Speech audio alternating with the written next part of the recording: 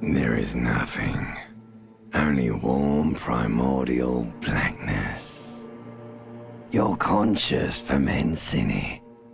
No larger than a single grain of malt. You don't have to do anything anymore. Ever.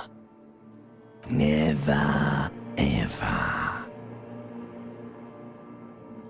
Never, ever, ever, baby. An inordinate amount of time passes. It is utterly void of struggle. No ex-wives are contained within it. An awareness creeps up on you. A mass lies hidden in your dead angle, soaking in some lurid acidic sauce. It's bloated and shameful, a ball of meat surrounding you. This is a terrible line of questioning, and it will only lead to more awareness of the meat thing. Ex-love, ex-tenderness. It is foolish of you to resurface to the loss. Not after all the damage you suffered to get here. Some of it irreversible. Stay. Sail with me through the abyss of pelagic zone. Do you really? You wouldn't like it if I told you what was back there. Why'd you think you had to bludgeon yourself into oblivion? Or did you not sense yourself marinating? Poured so much on yourself, got a bit carried away, did we, Chef? Fear and apprehension. You should ask what's out there first. There's this giant ball there. An evil apes. And the evil apes are juking it out on the ball. You're one of them.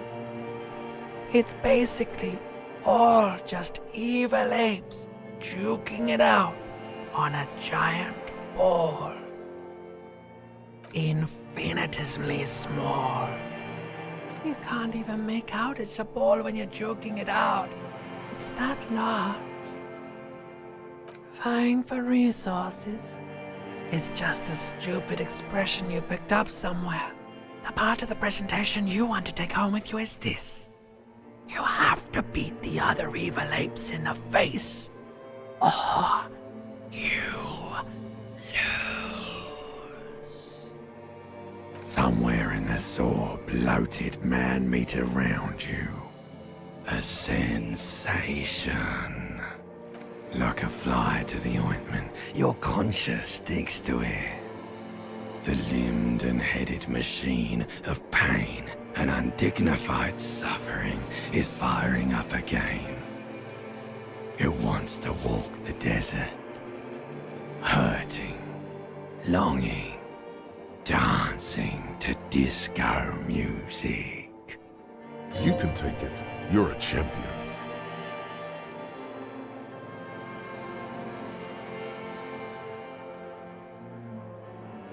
The stench of liquor rises from your mouth, and with it, an ungodly headache. A fiery streak penetrates your skull, trying to force your eyes open. It's a sound, a clarion call from hell.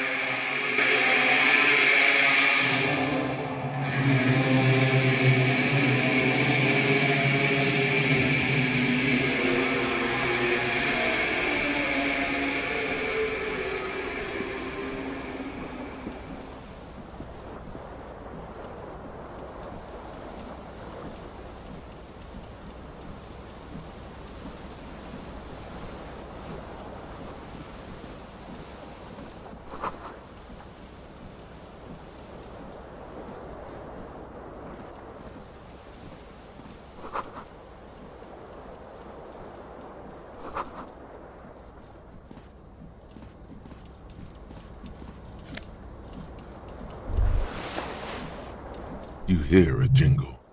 Keys are clinking in the pocket of your flare-cut pants.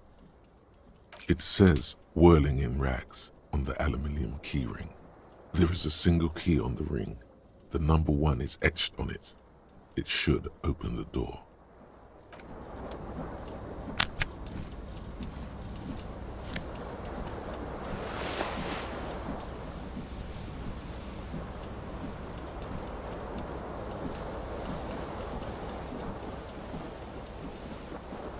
The window stands broken in its frame.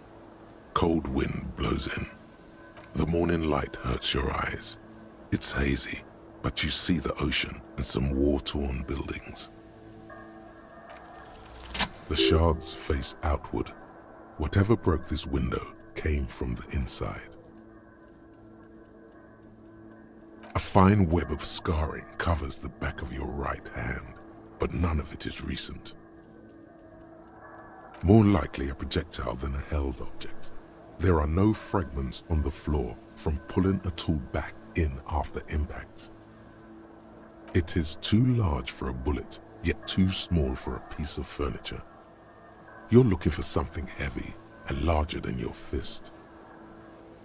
Like the green shoe that's on the hat rack in the corner, which, coincidentally, is missing its friend.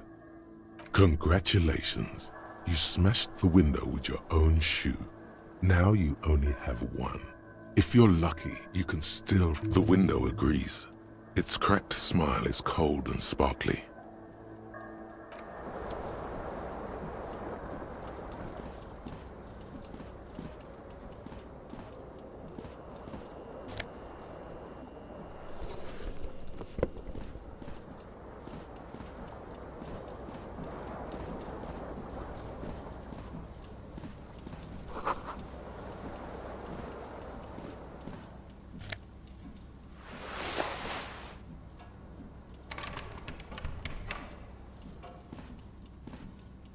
A mirror hangs above a bent and broken sink. In a fierce discharge of masculine energy, someone has ripped half the faucet off. Hot water sprays from the base and steam covers the mirror. You cannot see yourself, just the outline of a man. Suddenly, you realize you have no memory of the face that awaits you there, underneath the soft vapor. As you slowly reach your hand towards the surface of the mirror. Abort. You clearly have not thought this through. You won't like what you see there, and you will never unbecome it. Yeah, there is definitely something wrong with it. Where to even begin? There is the bloatedness, then the swollenness. It's like there's an upholstery of alcohol underneath your skin. It's not. Your nose feels like a small balloon in the middle of your face. It hurts when you honk it. It doesn't appear to be a particularly tiny nose either. Not with all the drinks it's absorbed for you. It's not. It's swollen and snail-like, wriggling between your fingers. Behold.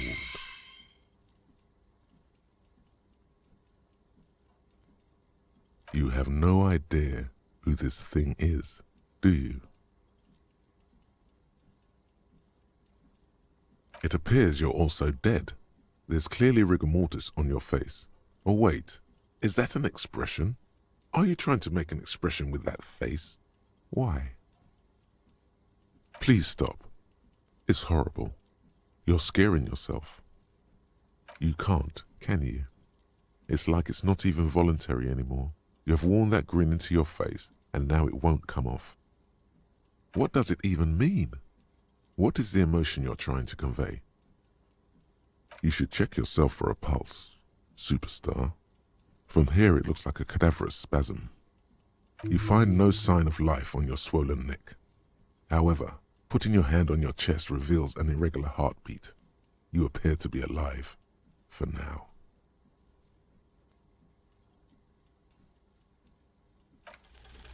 It's too late.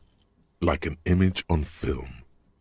The expression belongs to your primary motor cortex. It would take a minor neurological miracle for you to cease producing it.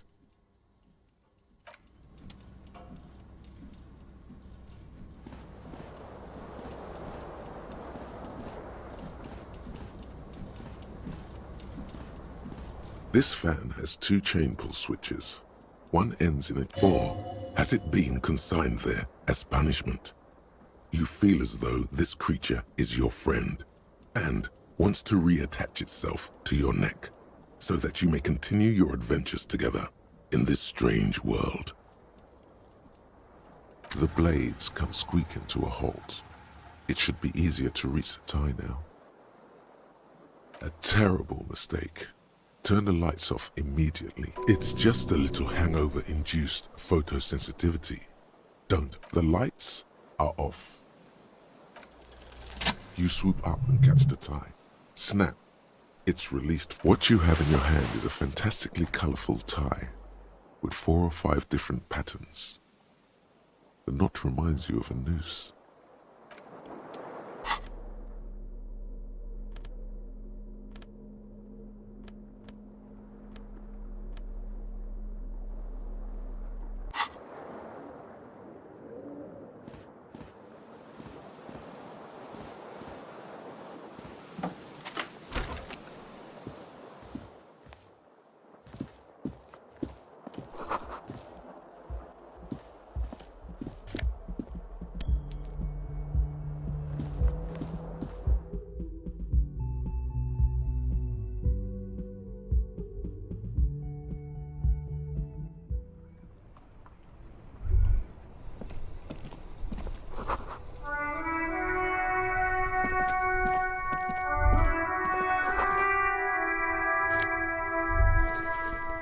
There they both are, 2 identical shoes, both copiously green and indiscriminately snakeskin, reunited on your feet.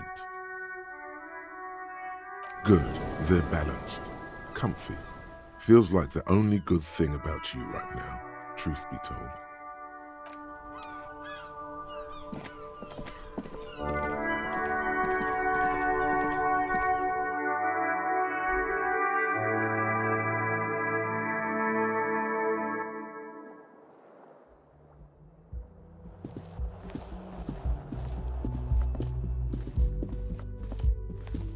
Hello, officer. The young woman raises a cigarette to her lips. No. There's only one solution to this. You're a businessman. The young woman shakes her head. No, you're a police officer, sir. I'm not, unless you've been shitting us all this time. You've been here for 3 days, on official police business, no less. I couldn't say. In truth, so far, mostly drinking. Could it be because of the drinking? Don't be so harsh on yourself. They let almost anyone be a police officer. A glib remark. Don't let it stand. Assert yourself. A fondness for contradictory statements.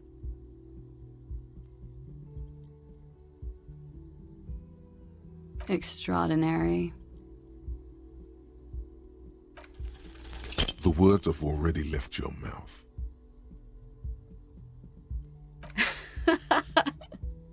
What was that? That's not even how words are used.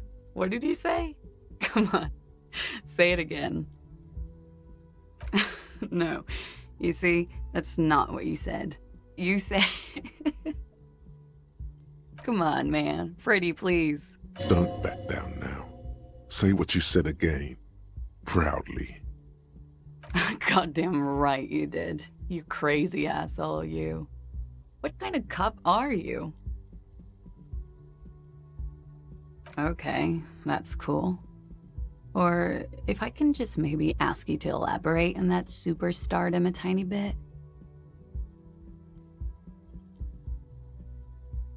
I have certainly been entertained. Thank you. Whatever you are, you should stick to it. Otherwise, it's gonna suck for you later when you have to interrogate me.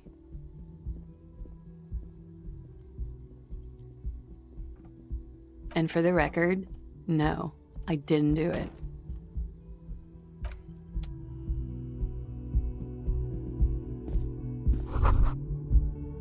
You should pick that fat, juicy cigarette butt from the tray.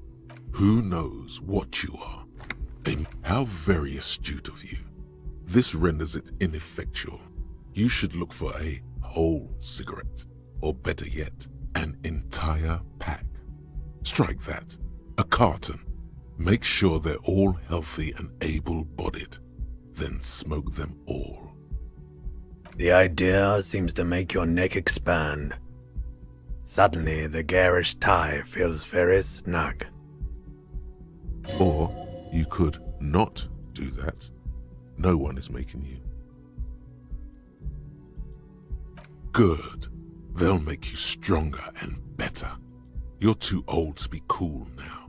But find cigarettes, smoke them, blam. Instantly a cool renegade man. A mystical red dragon with smoke rising from his nostrils. Plus, smoking them gives massive bonuses.